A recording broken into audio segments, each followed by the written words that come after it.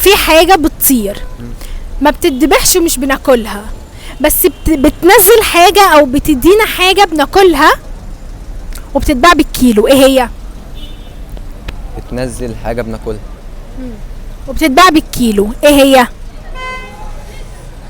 معرفش. ايه هي الحاجة اللي بتطير اللي ما بناكلهاش بس بتدينا حاجة بناكلها؟ بتطير، ما في كذا حاجه يعني. عندك مثلا اللي بيطير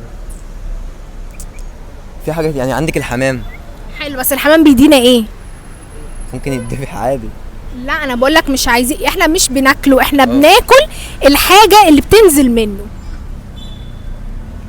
هو في وفي مثلا البيض هو ينزل من طب هو البيض بيتباع بالكيلو؟ لا بس انا عايزة حاجة بتتباع بالكيلو. مش عارف السؤال ده.